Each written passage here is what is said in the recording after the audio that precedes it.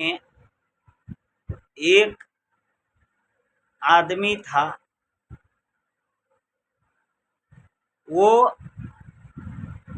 किसी का भैंस बिकता था तो 500 1000, बैल बिकता था 1000 2000, किसी का लड़का लड़की का शादी विवाह होता था तो 1500, और नहीं देता था तो बिगाड़ ही देते थे उसको बिगाड़ देते थे। तो उसका नाम लोग रख दिया बिगाड़ू नंद। और बिगाड़ू नंद तो जो उनका नाम रख दिया, कहीं जमीन बिकता था तो 2000 10,000 20,000, यानी वो पूरे जीवन घूसे पे काम करता था। उसको कमाने का सामर्थ्य भी नहीं था, न अकल था न बुद्धि था न कोई कारीगर था। एकदम भैंसथा चौपट नात था, पूरे लोग को हरमाद करके रखता था। उसको न तो रात में नींद आती न दिन में भूख लगती है। दिन में दिखाई देती है दूसरे की संपत्ति, और रात को जब सोचते हैं तो दूसरे की धन पे कुदृष्टि। आज किसका डाका डाले, किसका जेब कतरे, आज किसके घर में डाका डाल दे। तो लोगों ने उस गांव में पूरा परेशान हो गया, उनकी नाम रख दिया बिगाड़ू नंद। और एक आदमी का लड़के की बरतुहारी आई और उसको देखने के लिए आए, तो बोला बिगाड़ू नंद को बुला लो और नहीं तो बिगाड़ देगा। तो लड़का को बोल दिया, जो आया बिगाड़ू नंद दरवाजे पे बैठे, कुर्सी दिया उनको, पानी चाय ला करके दिया। और देने की बाद उसकी बाप 100 रुपया लड़का को दिया, बोला जाओ अब बिगाड़ू नंद को 100 रुपया दे देना और प्रणाम कर लेना ताकि ये बिगाड़ न दे कथा को। बिगाड़ू नंद ने बोला जाओ जाओ तुम्हारा मिर्गी ठीक मिर्गी ठीक हो जाएगा, आशीर्वाद दिया, जाओ मिर्गी तुम्हारा ठीक हो जाएगा। जो मेहमान कुछ आए थे, वो मेहमान बोला लड़का को तो मिर्गी उठता है, ये गांव का आदमी है, ये बताया है मिर्गी उठता है, जो ठीक हो जाएगा, आशीर्वाद दिया है।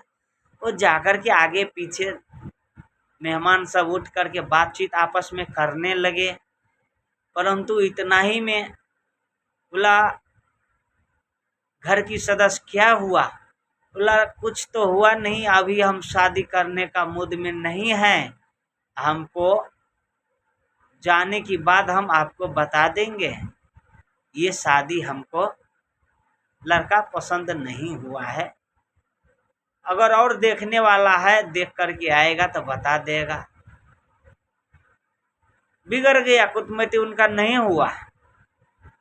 उसके बाद बोला देखा 100 रुपया भी दिया, फिर भी बिगाड़ दिया, बिगाड़ू नंद का बिगाड़ू नंदे रह गया। तो गांव का आदमी उनसे बहुत परेशान था।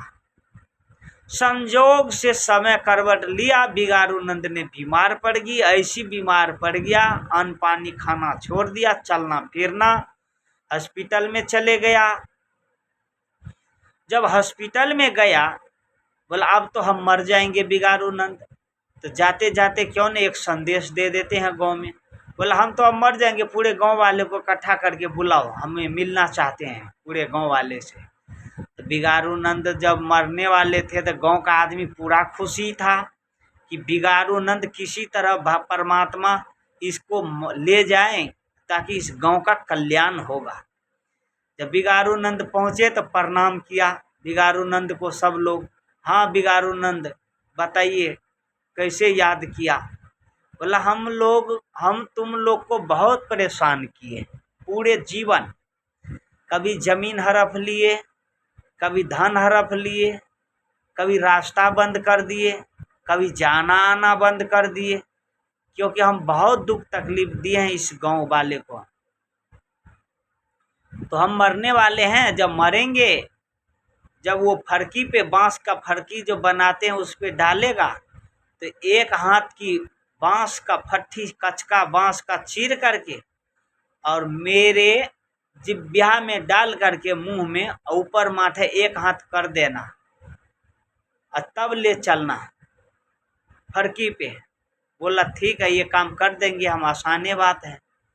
जब मर गया बिगारू नंद तो एक हाथ की बांस गलफर में डाल करके एक हाथ ऊपर मुंह से बाहर निकाल दिया और उसको ले करके जा रहे थे। इतने में वो पुलिस का गाड़ी आ रहा था। बोला क्या ले करके जा रहा है? बोला बिगारू नंद था, गांव में मर गया, उसको ले जा रहे हैं जलाने के लिए।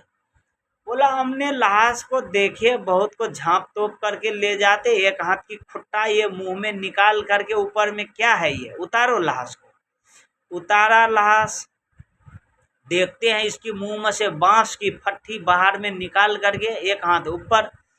बोला हम ऐसे लाश कभी नहीं देखे, इसको तुम लोग मार दिया है जान करके, बांस का खुट्टी फंसा करके। सब लोग को जेल में बंद कर दिया। तो सब लोग ने बोले कि बिगारू नंद जाते जाते जीते में तो परेशान किया ही किया, मरने का बाद भी सबको जेल में डाल दिया। जय हो बिगारू नंद।